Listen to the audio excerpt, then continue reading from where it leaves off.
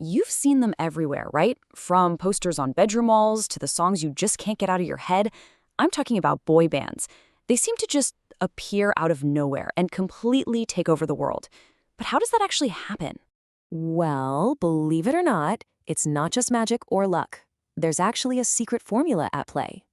Yep, a surprisingly consistent recipe for success that's a mix of talent, some really intense training, and super smart marketing. So, let's pull back the curtain and break down that secret formula step by step. All right, first up, the blueprint. Now, if you're picturing a few friends starting a band in their garage, you might want to think again. Creating a boy band is way more like producing a massive blockbuster movie. It's a carefully constructed project with a master plan in place before a single note is ever sung.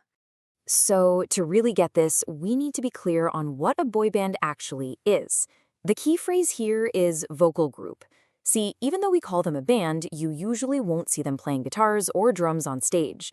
Their real instruments, their voices, and of course, those incredible, perfectly timed dance moves. Okay, this is where it gets really clever. The members aren't just picked because they can sing. They're often cast, kind of like actors, into specific roles. There's always the heartthrob, the shy one, the funny one. You get the idea. So why do they do this? It's pretty simple, actually. It means there's someone in the group for every fan to connect with, which helps the band appeal to, well, pretty much everyone. So once the team is assembled, the real work starts.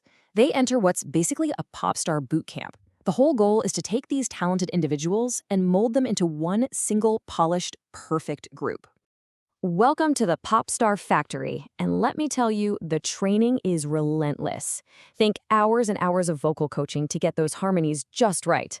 Then, even more hours every single day practicing complex dance routines until they're absolutely flawless. And it's not just about performing. They get media training for interviews, and a whole team of stylists crafts their look, right down to their sneakers. And all that dancing? It all comes down to one really important word: choreography.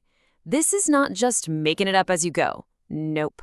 Every single move, every step, every hand gesture is meticulously planned out and rehearsed for hundreds of hours. That's the secret behind those mind-blowing, perfectly in sync performances. After all that prep work, it's launch time. And if the formula works, which it often does, what comes next is just superstardom.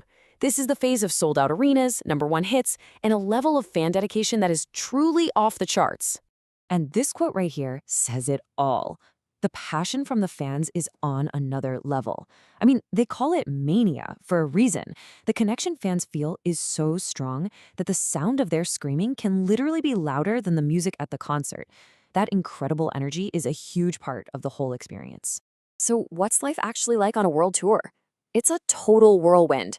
Just imagine performing those high-energy dance routines night after night in giant stadiums packed with tens of thousands of people, with insane lights and fireworks going off all around you. It's constant travel, a ton of pressure, but also an unbelievable amount of energy.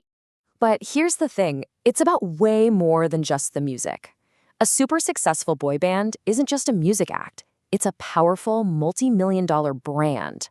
The songs are the heart of it all, of course, but they're also the engine that powers a massive business machine.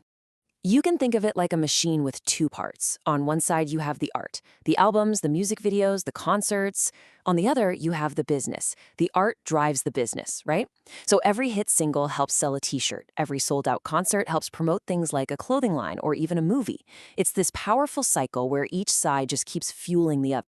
But, of course, nothing lasts forever. Most boy bands have a certain lifespan.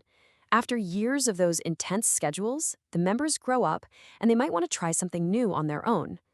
So, what happens when the group takes its final bow? This brings us to a word you hear all the time in the industry: hiatus. A band doesn't always just break up for good. Sometimes they go on hiatus, which is really just a temporary break. It's a clever move. It lets the members try out solo careers, but it also leaves the door open for a massive money-making reunion tour later on. And let's be honest, that's what every fan is hoping for. What's really wild is that you can see this same basic formula at work through the decades, even as it changes a little. You had the Jackson 5 in the 60s with their amazing choreography. The 90s gave us those huge dance pop groups. The 2010s saw bands selling out stadiums all over the world. And today, the formula has gone completely global with the incredible rise of K-pop. And that's probably the biggest change we're seeing right now. This boy band blueprint isn't just an American or European thing anymore. Thanks to the internet and social media, K-pop groups from South Korea have built enormous global fan bases, proving that this secret formula is like a universal language. It works in any culture. So there you have it. The blueprint is proven. The formula works. It's been adapted and perfected for over half a century. Which really only leaves one big question to think about. Who's going to be next?